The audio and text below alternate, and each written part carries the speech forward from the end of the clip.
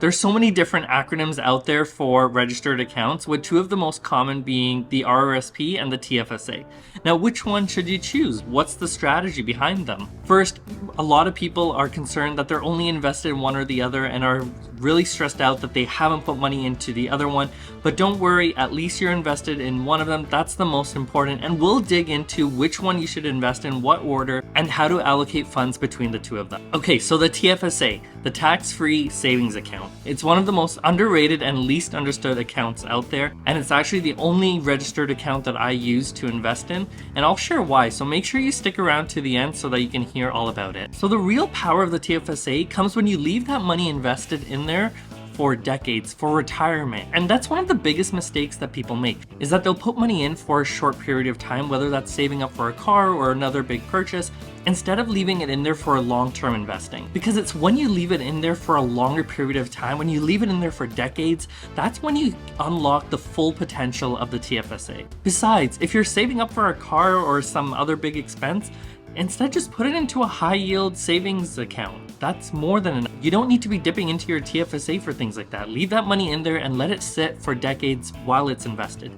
And that's the second mistake that most people make, is they'll put money into a TFSA, but they'll leave it as cash instead of actually investing it into something like a stock or an ETF. Once you put your money in there, make sure it's put into a stock or an ETF. Now, the best part about the TFSA is you can put money in any time as long as it's below your contribution limit, and you can take money out at any time as well without having to pay taxes or fees. And that's probably why people don't unlock the full potential of the TFSA, because it's so easy to take money out. Instead, do the hard thing and leave the money in there. Let it stay invested so that that money compounds for decades. And when you compare that to an RRSP, if you take money out of an RRSP, it's much more difficult. You have to usually call up your brokerage account, and even if you're able to get a hold of them, then you have to pay fees and penalties, and then there's tax implications as well. And that's because when you put money into an RRSP, you get a tax credit. For example, if you put $10,000 into an RRSP, it acts as if your income that year is lowered by $10,000, so you don't pay taxes on that.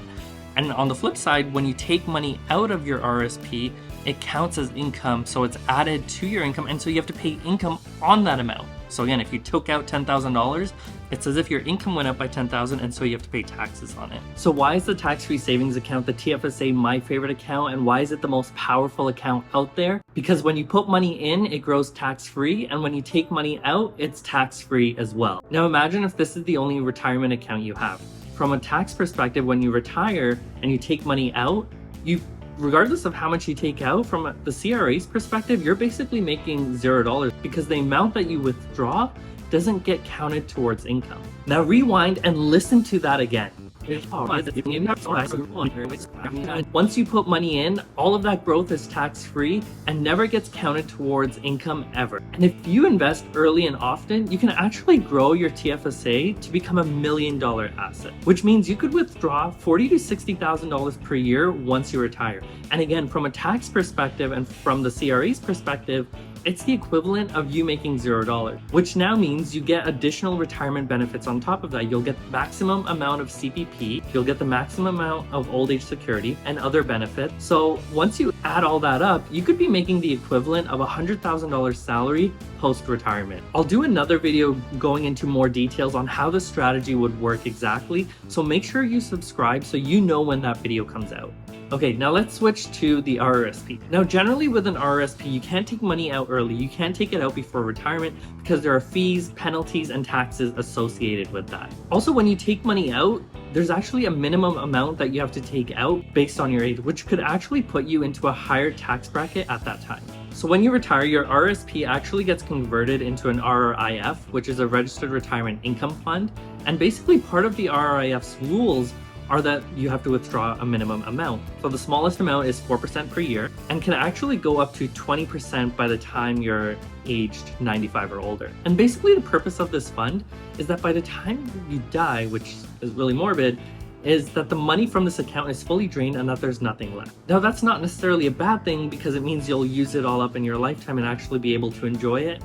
But I just find that you have less control, especially when you have rules based on how much you have to withdraw. What if you don't want to withdraw that amount, and withdrawing it puts you into a higher tax bracket? But at the end of the day, the government wants their tax revenue, and so they won't allow you to keep that money in there forever. Now, theoretically, you should be making contributions when you have a higher income, which puts you into a higher tax bracket, with the assumption that when you retire, your income will be lower, and so when you take money out of the RRSP, it'll get taxed at a lower tax bracket. And that's where RRSPs work best. But if you maximize your contributions toward an RRSP, which is 18% of your income per year, you can actually put yourself in that situation where you end up having to withdraw more money than you would like, and actually puts you into that higher tax bracket at retirement. Also, keep in mind, if you get a pension from your employer, that pension actually counts towards your RRSP contribution limit. So it's not like you get an RRSP and then the pension is on top of that. It's all categorized under one lump sum. So your overall RRSP limit that you put money in